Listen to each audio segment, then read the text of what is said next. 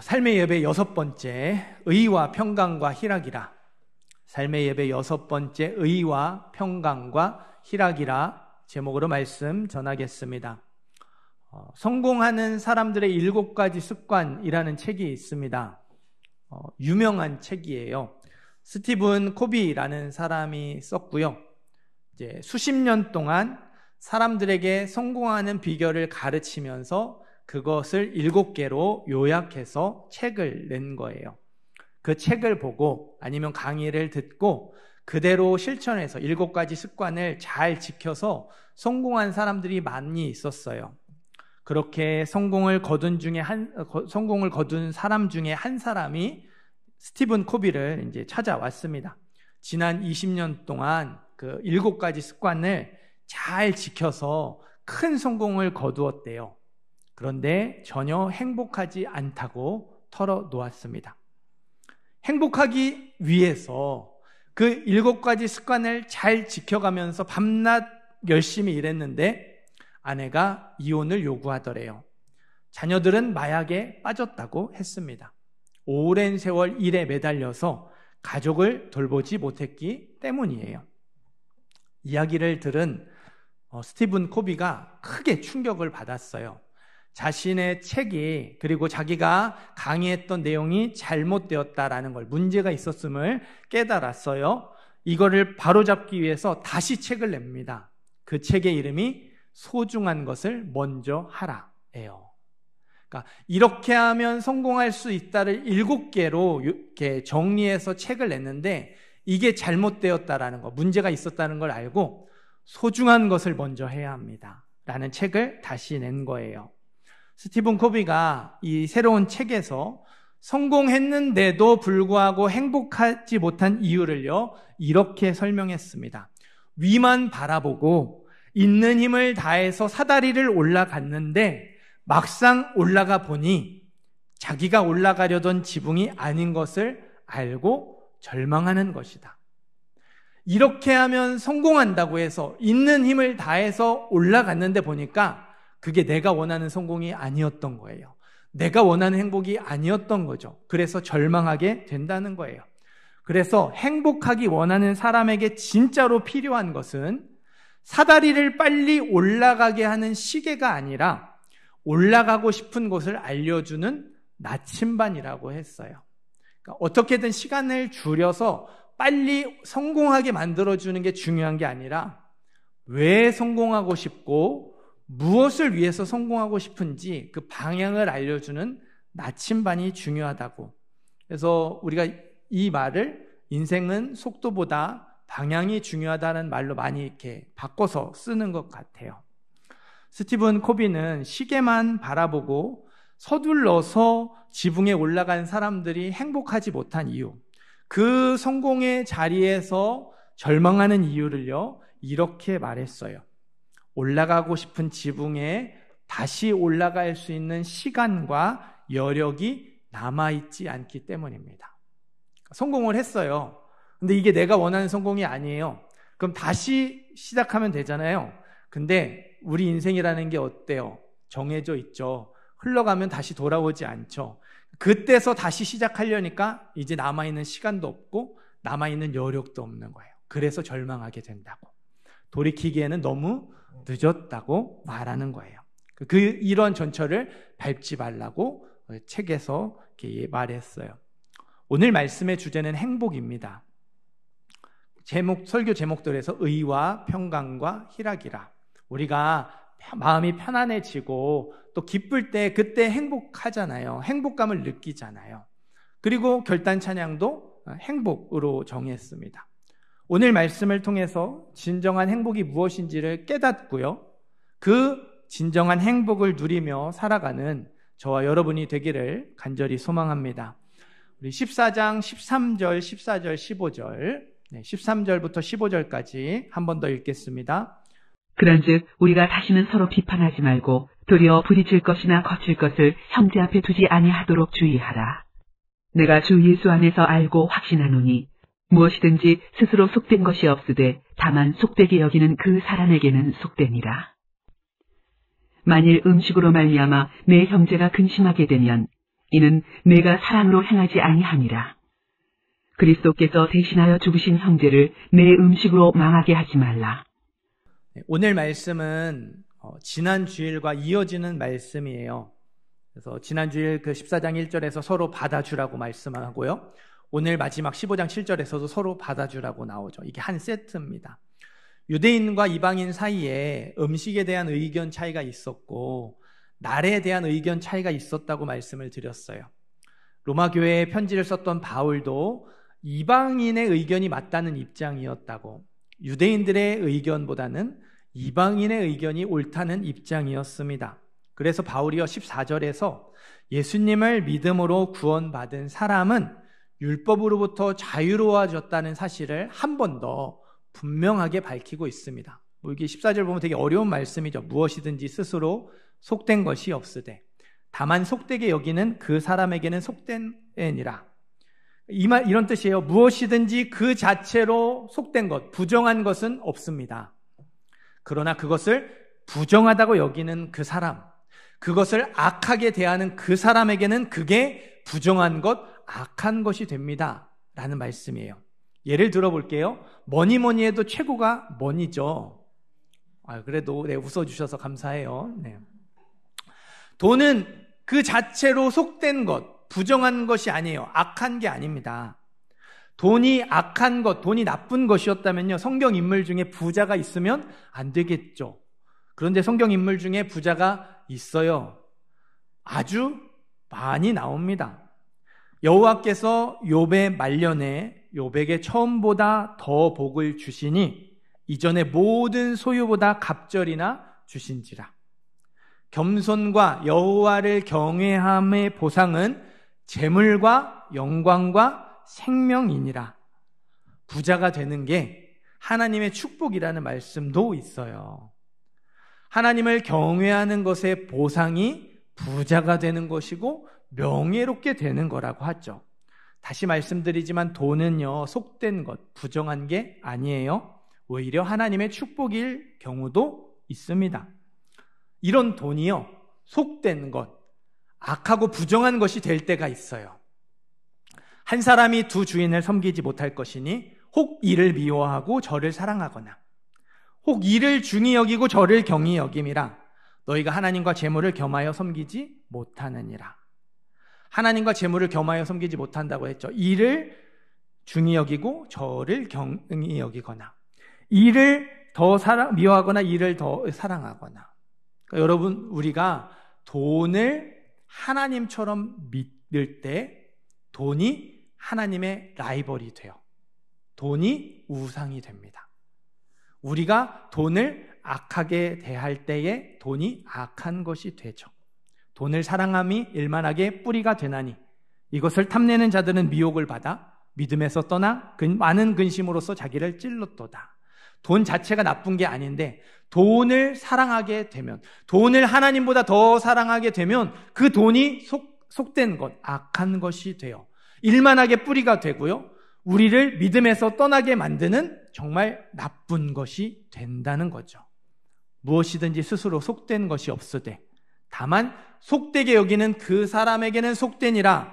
무엇이든지 그 자체로 부정한 것은 없습니다. 그러나 그것을 부정하다고 여기는 사람에게는 그것이 부정한 것이 됩니다. 돈은 속된 것, 악한 것이 아니에요. 그러나 돈을 속되게 여기는 사람에게 돈이 악한 것이 되죠. 마찬가지입니다. 예수님을 믿음으로 구원받은 사람은 율법으로부터 자유롭게 됐어요. 율법에서 그만 부정한 동물, 돼지고기를 먹을 수 있게 됐어요. 우상에게 바친 고기라 할지라도 내가 직접 우상에게 바친 고기가 아니면, 내가 우상 숭배를 한 게 아니라면, 정육점에서 산 고기라면 개의치 않고 먹어도 됐습니다. 율법에서 정한 안식일과 절기를 지키지 않아도 괜찮았어요. 주의 날에 모여 예배드리는 것으로 충분했습니다. 율법에서 정한 날을 지키지 않아도 아무 문제가 없었어요. 음식과 날 자체가 속된 게 아니고 음식과 날을 속되게 여기는 사람, 악하게 여기는 사람에게 그게 나쁜 것이 되기 때문에 그렇죠. 하지만 여러분, 14절 앞뒤로 어떤 말씀이 있죠? 13절, 부딪힐 것이나 거칠 것을 형제 앞에 두지 아니하도록 주의하라. 형제 자매 앞에 장애물이나 걸림돌을 놓지 않겠다고 결심하십시오. 라는 말씀이 있어요. 15절입니다. 형제를 내 음식으로 망하게 하지 말라. 음식 문제로 형제 자매를 망쳐놓는 일이 있어서는 안 됩니다. 라는 말씀이 있죠. 예수님을 믿음으로 구원받아 율법으로 자유롭게 된 것이 맞습니다. 음식으로부터, 날로부터 자유롭게 된 게 맞아요. 하지만 앞뒤로 자유롭게 하지 말라는 말씀이 있죠. 바울은 자유롭게 신앙생활하는 이방인 성도들에게요, 너희의 자유를 절제하라고 가르쳐요. 너희가 자유롭게 신앙생활하는 게 맞고 그래도 괜찮고 아무 문제 없지만 너희의 자유를 절제해야 한다고 가르쳐요. 자유가 있어요. 자유롭게 해도 아무 문제가 없어요. 근데 왜 자유를 절제해야 할까요? 무절제한 자유가 다른 사람들에게 피해를 주기 때문입니다. 나는 그렇게 해도 괜찮은데 내가 그렇게 했을 때 그게 다른 사람에게 피해를 준다면 그거는 잘못된 거라는 거예요. 지난주에 로마 교회에 있었던 음식과 날의 갈등이 오늘날 한국 교회에서는 술, 담배라고 말씀을 드렸고 주일 예배라고 말씀을 드렸죠. 술, 담배는요, 커피처럼 기호식품이에요. 술 마시고 담배 펴도 예수 믿으면 구원 받습니다. 그게 기호식품이기 때문에 구원과 아무 상관이 없어요. 하지만 술, 담배는 그리스도인과 어울리지 않는 기호식품이죠. 기호식품이기 때문에 우리가 그거를 뭐라고 하면 안 돼요. 그러나 그게 그리스도인과 어울리지 않는 기호식품이기 때문에 그 사람이 예수를 잘 믿게 되면 자연스럽게 술, 담배를 멀리하게 되어 있어요. 그러니 우리가 조금 불편해도 참아주고 받아주고 기다려줘야 돼요. 저절로 그 사람이 그것들을 끊을 수 있게 될 때까지 기도해줘야 되죠. 은혜 받을 수 있도록 품어줘야 돼요. 주일 예배 자주 빠져도요, 예수 믿으면 구원 받습니다. 하지만 주일 예배 자주 빠지는 건 그리스도인답지 않은 모습이죠. 그래서 예수를 잘 믿으면 자연스럽게 주일 예배의 우선순위를 둬요. 물론 한 번도 안 빠지는 일들이 없을 수 없어요. 그런 일들이 종종 생깁니다. 그러나 이게 우선순위가 돼서 어떻게든 안 빠지려고 하겠죠. 주일을 잘 지키려고 하겠죠. 그러니 주일 예배 이렇게 자주 빠지는 사람들, 또 우선순위를 쉽게 바꾸는 사람들, 우리에게 못마땅할 수 있어요. 그러나 뭐라고 하면 안 되죠. 받아주고 참아주고 기다려줘야 돼요. 품어줘야 돼요. 그 사람이 은혜 받을 때까지, 예수를 잘 믿을 때까지 기도해줘야 됩니다. 술, 담배 자유롭게 할 수 있어요. 주일 예배 자유롭게 빠질 수 있습니다. 그럴 수 있어요. 그렇다고 대놓고 자유롭게 하면 어떻게 될까요? 교회 공동체의 다른 지체들에게 피해를 줄 수 있겠죠. 교회 안에서 여러 가지 문제가 생길 수 있습니다. 저희 첫째가 몇 달 전에 배드민턴 대회를 나가야 된대요. 그래서 주일을 빠져야 된다고. 근데 얘도 양심이 있었는지 저한테 예배를 드려달라고 하는 거예요. 그러니까 자기가 아무리 생각해봐도 이제 1부든 2부든 이렇게 참석을 할 수 없으니까, 대회 시간이 오전에 겹쳐서, 그리고 자기가 이렇게 역할이 있어서 꼭 있어야 되니까 고민을 하다가 저한테 예배를 드려달라고 하더라고요. 그런 게 어딨냐고 이제 하면서 이제 안 허락해 줄 수는 없었어요. 왜냐하면 이미 둘째를 한번 그렇게 주일 예배를 빠지게 허락해 준 전적이 있거든요. 둘째가 이제 그 초등학교 때 야구를 너무 좋아해서 이렇게 야구 클럽을 다녔는데, 야구 클럽은 시합을 주말에만 합니다. 그러니까 또 가끔 이렇게 주일 껴가지고 이렇게 지방으로 내려가서 해요. 근데 둘째는 그걸 한 번도 못했죠. 자기는 너무 좋아하고 하고 싶은데 주일 예배를 드려야 하니까, 주일을 지켜야 되니까 못 간 거예요. 근데 너무 가고 싶어 해서 한 번 딱, 그랬어요. 처음이자 마지막으로. 이게 너무 가고 싶어 하니까 원래 안 되는 건데 처음이자 마지막으로 딱 한 번만 허락을 해준다고 하고 보내줬거든요.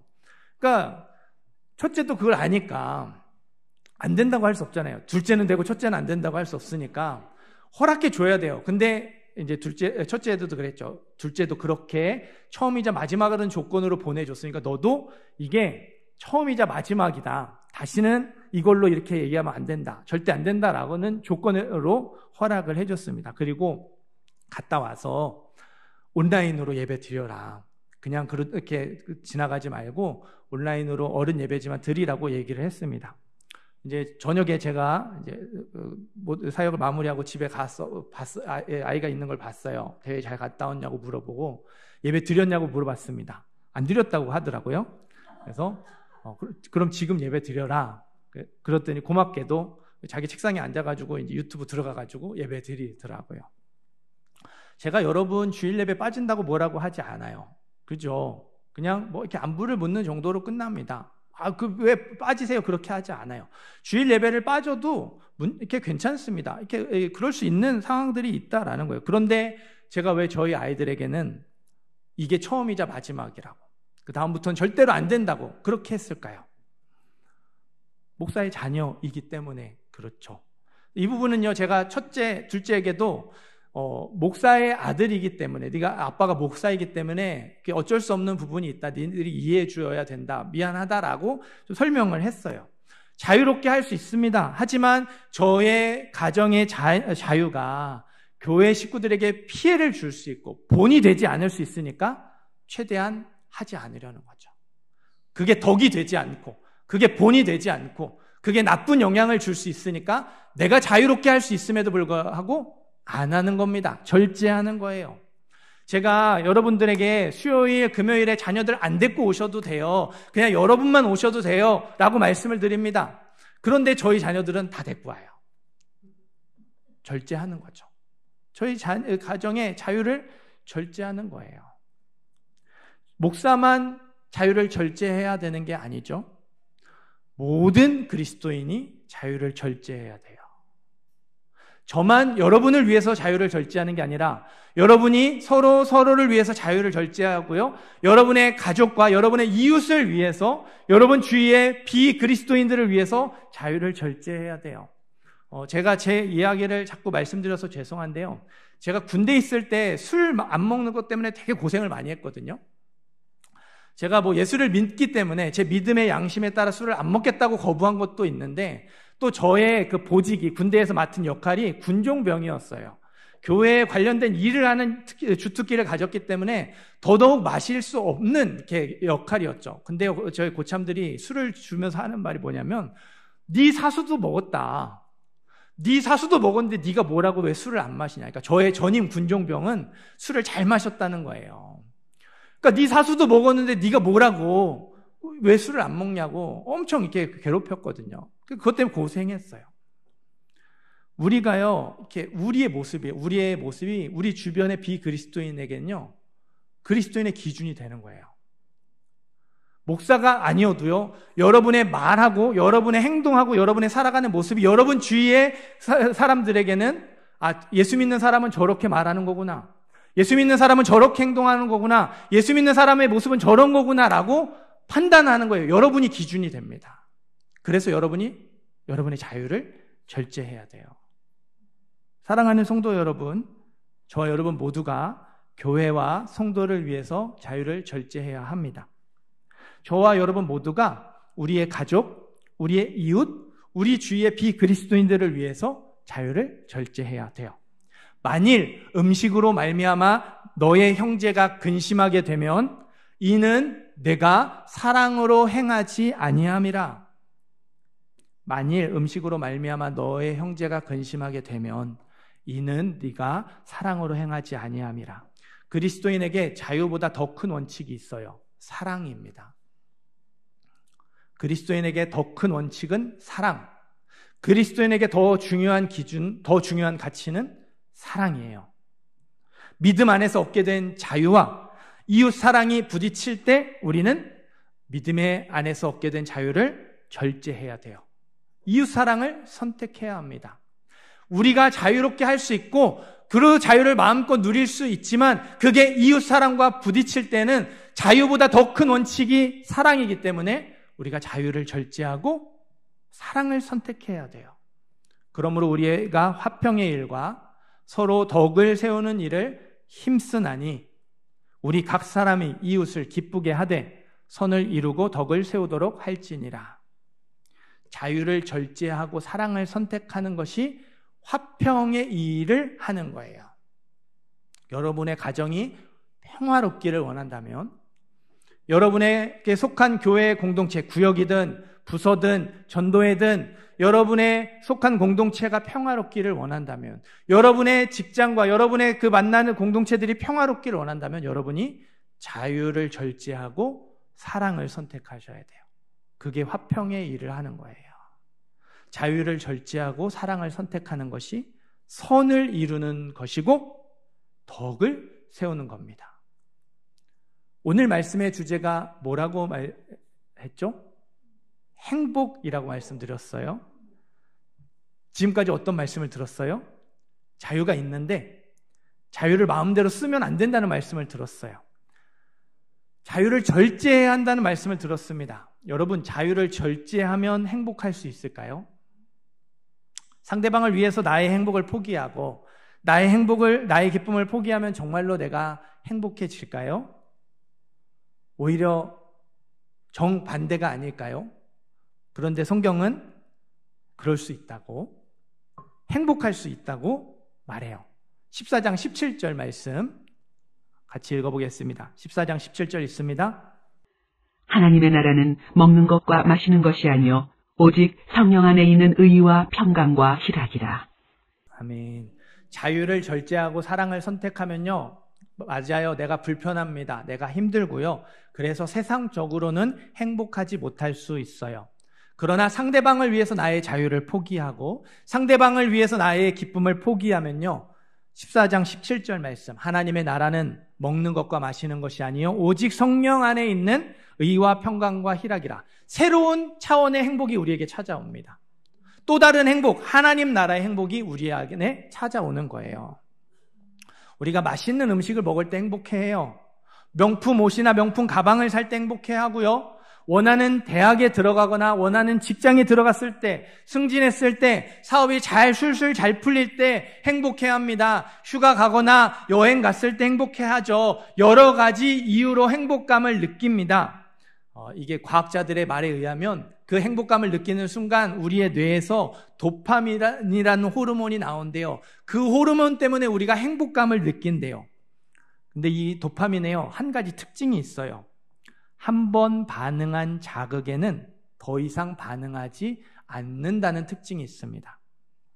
처음 맛집에 갔어요. 맛있는 음식을 먹으면 엄청 행복하죠. 다음에 또 그 집을 갔습니다. 그만큼 행복하지 않죠. 30평 아파트에서 40평 아파트로 이사했어요. 처음엔요, 집이 엄청나게 넓어져서 행복하죠. 돌아다니려고 발이 아파요. 하지만 몇 달만 지나면 집이 넓게 느껴지지 않죠. 좁게 느껴져요. 이사 왔을 때만큼 행복하지 않습니다. 그러니까 이 도파민을 통한 행복감은 한계가 있는 거예요. 계속 그렇게 행복하려면요, 새로운 맛집에 가야 돼요. 새로운 명품 옷, 명품 가방을 사야 하고요. 또 휴가를 가야 돼요. 또 여행을 가야 돼요. 더 많은 돈을 벌어야 하고요. 더 높은 자리에 올라가야 합니다. 끝이 없죠. 대기업 CEO가, 우리가 보기에는 정말로 행복할 것 같은 그 대기업 CEO가 우리 같은 서민들을 보면서 그래, 나는 행복한 사람이구나 하겠습니까? 아니죠. 자기보다 더 잘 나가는 그 대기업 CEO를 보면서 저 사람은 정말 행복하겠다. 자기는 행복하지 못하다고 느껴요. 세상의 행복은요, 끊임없이 자기를 다른 사람들과 비교하게 만들어요. 나보다 더 많은 것을 가지고, 나보다 더 높은 자리에 있고, 나보다 더 좋아 보이는 사람들과 나를 비교하게 만들어요. 그래서 실제로는 행복하게 살고 있는데 행복하지 못하다고 느끼게 만들죠. 불행하다고 생각하게 만들어요. 한 번 맛본 행복에는 더 이상 반응하지 않죠. 만족하지 않아요. 더 강한 자극이 필요하고요. 더 큰 행복이 필요해요. 그래서 실제로 행복하게 살고 있는데 행복에 목말라 하죠. 나는 행복하지 않기 때문에 항상 행복에 배고파하고 항상 행복을 원해요. 쥐 마을에 현명한 고참 쥐가 있었어요. 죽기 전에 후배 쥐들을 불러 모아서 유언을 남깁니다. 이걸 진짜로 조심해야 된다. 이거를 가장 조심해야 한다는 말을 유언으로 남겼어요. 현명한 쥐가 유언으로 남긴 건 고양이가 아니었습니다. 쥐덫을 조심하라는 말도 아니었어요. 고양이도 나이가 들면 그저 같이 늙어가는 이웃이 될 수 있다고 그렇게 말했고요. 쥐덫도 한두 번 또 이렇게 겪고 나이가 들어감에 따라 쉽게 알아차릴 수 있다고 큰 어려움이 아니라고 말했어요. 현명한 고참쥐가 유언으로 남긴 것, 이건 진짜 조심해야 된다, 가장 조심해야 한다 남긴 건요, 쥐약이었어요. 쥐약. 전혀 쥐약처럼 안 보이는 쥐약이 있죠. 심지어는 먹으면 배부를 것 같고 맛있을 것 같은 쥐약이 있죠. 그놈의 쥐약은 나이가 들어서 죽을 때가 되어도 가장 치명적인 적이라고, 이거는 끝까지 분간이 안 된다고, 그러니 쥐약을 가장 조심해야 한다고 말했습니다. 쥐약의 문제가 뭐예요? 쥐약처럼 안 보인다는 거예요. 먹으면 배부를 것 같고 맛있을 것 같은 그런 음식처럼 보인다는 거죠. 악한 마귀 사단이요, 그렇게 우리를 유혹합니다. 세상의 행복에다가요, 살짝 죄를 덧칠해요. 세상의 행복에다가요, 아주 조금, 진짜 조금 그 사단의 악을 집어넣어 놓습니다. 세상의 행복이 속된 게 아니잖아요. 나쁜 게 아니에요. 우리가 충분히 누릴 수 있는 겁니다. 하지만 거기에 살짝 덧칠되어 있는 죄 때문에 우리가 세상의 행복을 속되게 여기게 되죠. 거기에 아주 조금 들어가 있는 악으로 인해서 우리가 세상의 행복을 속되게 여기게 되죠. 악하게 대하게 되죠. 우리가 세상의 행복을 속되게 여기는 순간, 우리가 세상의 행복을 악하게 대하는 순간 세상의 행복이 악한 것이 되죠. 부정한 것이 되어 우리를 죽이는 독이 되죠. 하나님 나라의 행복보다 세상의 행복을 더 좋아하게 되고 세상의 행복이 전부인 것처럼 살게 만듭니다. 그게 사단의 전략이에요. 슬램덩크 만화에 이런 대사가 있어요. 왼손은 거들 뿐. 그러니까 이게 이제 농구 슛을 하는데 이제 오른손으로 슛을 쏠 때 왼손은 그걸 이렇게 잘 지탱해주는, 거드는 역할만 하면 된다. 뭐 그런 대사예요. 여러분, 세상의 행복이, 사단이 그렇게 장난을 칩니다. 우리를 세상의 행복 가지고 하나님과 멀어지게 만들어요. 그렇다고 해서 세상의 행복을 무조건 누리면 안 됩니다. 세상의 행복은 다 악한 거고 나쁜 거니까 여러분이 멀리 하셔야 됩니다. 이렇게 생각하시면 안 돼요. 세상의 행복은요, 거두는 것이 되어야 돼요. 왼손은 거들 뿐이라는 것처럼 메인은 하나님 나라의 행복이고요. 서브가 세상의 행복이 되어야 되는 거예요. 근데 우리는 어때요? 이게 바뀌어 있을 때가 많죠. 세상의 행복이 메인이고 하나님 나라의 행복이 거두는 거예요. 우리가 그렇게 왼손잡이라면 왼손은 거두는 게 틀리고 왜 오른손을 거두는 게 맞아요. 근데 우리는 하나님의 백성이잖아요. 그러면 왼손이 거두는 게 되어야 되거든요. 세상의 행복이 거두는 게 되고 메인은 하나님 나라의 행복이 되어야 되는 거예요. 하나님의 나라의 행복을 우리가 알아야 돼요. 하나님 나라의 행복을 우리가 경험해야 되죠. 하나님 나라의 행복이 무엇일까요? 하나님 나라는 먹는 것과 마시는 것이 아니요 오직 성령 안에 있는 의와 평강과 희락이라. 하나님 나라의 행복은요, 구원의 은혜입니다. 한번 따라해 보시겠어요? 구원의 은혜. 네, 구원의 은혜가 하나님 나라의 행복이에요. 하나님께 죄를 용서받아서 의롭게 되죠. 의가 들어가죠. 하나님의 용서를 받고 하나님 사랑을 경험하니까 마음에 평안이 와요. 기쁩니다. 평강과 기쁨이죠. 의와 평강과 희락. 구원받은 사람이 하나님과에서 누릴 수 있는 그 평안과 기쁨이 하나님 나라의 행복이라는 거예요. 하나님의 사랑을 경험하고 하나님의 은혜를 깨달을 때 우리 마음에 평안하게 되고 우리 마음이 기뻐지는 것, 그게 우리가 누려야 할 참된 행복, 그게 진짜 행복이라는 거예요. 이 행복은요, 도파민이 없어도 느낄 수 있어요. 다른 사람과 비교할 필요도 없습니다. 더 큰 자극이 필요하지 않아요. 하나님의 사랑과 은혜는 항상 새롭게 다가오거든요.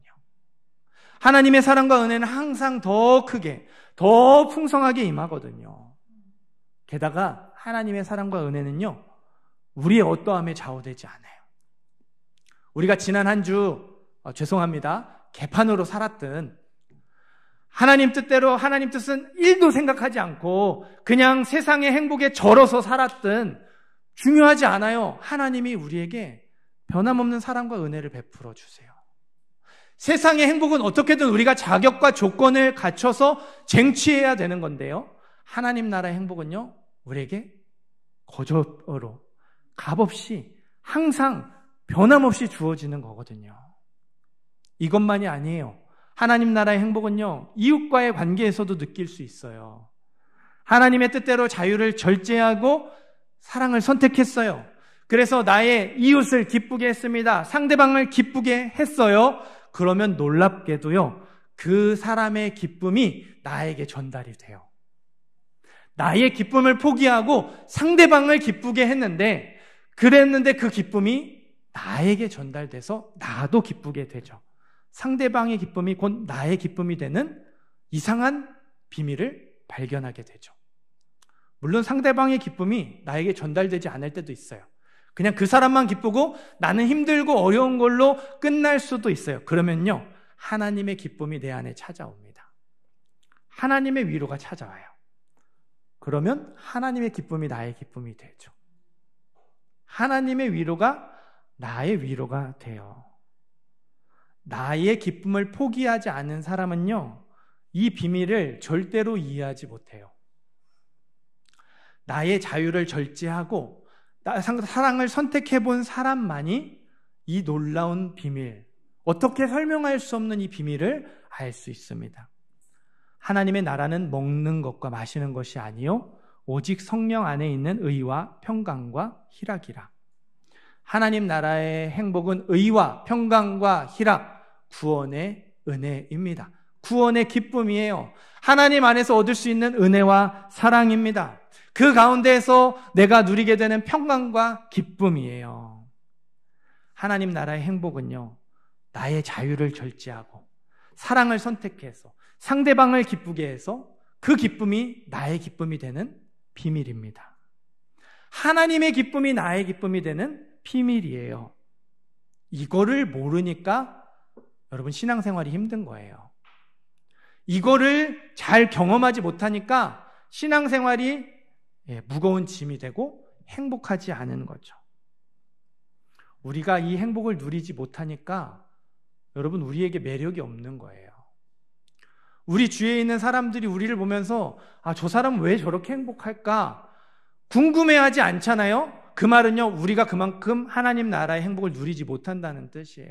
그렇게 하나님 나라의 행복을 누리지 못하고 하나님 안에서 행복한 게 없으니까 매력도 없고 그냥 너나 교회 잘 다녀라 하는 거예요. 사람들이 우리를 보면서 하나님에 대해서 궁금해하지 않는 겁니다. 하나님의 나라의 행복을 우리가 충분히 누리면, 그 은혜를 충분히 경험하면 우리가 매력적인 사람이 될 수 있어요. 주위 사람들에게 궁금하게 만들 수 있거든요. 여러분 생각해 보세요. 여러분이 은혜 받았던 시간들을 떠올려 보십시오. 여러분이 큰 은혜를 받았던 그 순간들을 떠올려 보세요. 그게 매주 예배마다 계속이 되고 매일매일 내가 성경을 읽고 기도하는 자리에서, 내가 찬양을 부르는 자리에서 그 은혜가 매일매일 부어진다고 생각해 보세요. 그럼 여러분 행복할 것 같으세요? 행복하지 않을 것 같으세요? 행복하죠. 여러분의 삶이 달라질 수밖에 없죠. 돈이 많아서가 아니라, 문제가 없어서가 아니라, 남들이 부러워할 만한 것을 가져서가 아니라 그냥 이유가 없는데 행복한 거예요. 사람들이 보기에 행복할 이유가 하나도 없는데 저 사람은 뭔가 다르게 사는 거예요. 그게 우리가 살아가야 될 삶이거든요. 그 시작이 바로 여기에서 시작이 되어야 돼요. 이 자리에서 은혜 받는 걸로. 이 자리에서 여러분이 그 은혜를 경험하는 것으로 시작이 되어야 돼요. 15장 4절 말씀 읽어보겠습니다. 15장 4절 말씀 읽습니다. 무엇이든지 전에 기록된 바는 우리의 교훈을 위하여 기록된 것이니 우리로 하여금 인내로 또는 성경의 위로로 소망을 사지게 함이니라.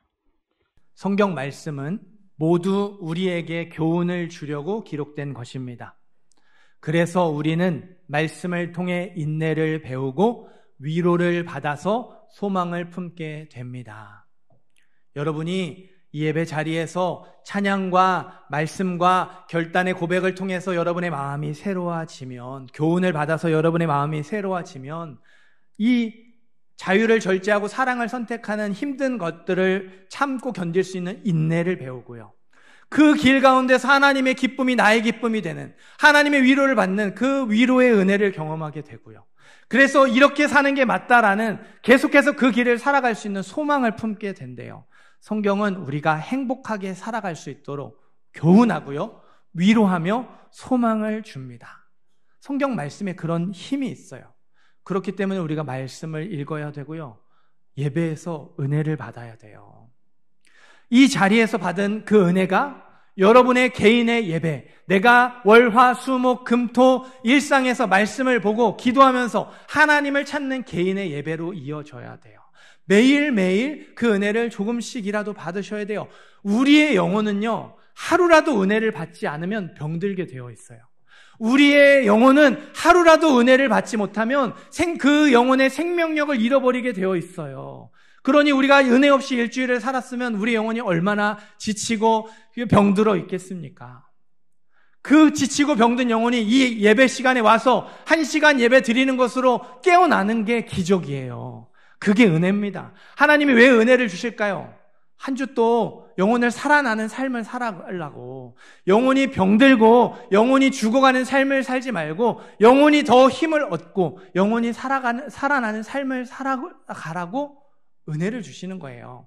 그냥 은혜 받고 딱 끝나는 게 아니라 그 은혜가 한 주에 더 큰 은혜를 불러일으킬 수 있도록, 내가 하나님을 찾는 예배, 개인의 예배로 이어질 수 있도록 하나님이 우리에게 매주 변함없는 은혜를 베풀어 주시는 거예요. 우리가 은혜 가운데 살아가야 세상의 행복을 속된 것으로 만들지 않을 수 있어요. 세상의 행복을 속된 것으로 만들려는 사단의 유혹에 넘어지지 않을 수 있습니다. 예수 믿는 사람은 금욕주의가 아니에요. 충분히 기뻐하며 즐거워하며 행복하게 살 수 있어요. 세상의 행복도 누릴 수 있어요. 근데 조건이 있습니다. 우선순위가 바뀌면 안 되죠. 세상의 행복이 메인이 되면 안 되죠. 세상의 행복은 거두는 것이 되어야 돼요. 그래야 하나님의 행복을 누리면서 세상의 행복도 누릴 수 있어요. 저는 이 자리에 있는 모든 분들이 정말로 행복하게 사셨으면 좋겠어요. 행복하게 살아가는 복된 삶이 되었으면 좋겠습니다. 그 비결은 하나님 나라의 행복을 깨닫는 것으로부터, 우리가 은혜 받는 것으로부터 시작이 됩니다. 우리가 행복이라고 생각하는 그 조건들을 갖추는 것으로 시작되는 게 아니라 여러분이 하나님을 만나고 그 은혜를 경험하는 것으로부터 시작이 돼요. 하나님의 행복을 누리면서 세상의 행복도 누리는, 그래서 정말로 행복하게 살아가는 우리 모든 성도님들, 모든 예배자들 되시기를 주님의 이름으로 축원합니다.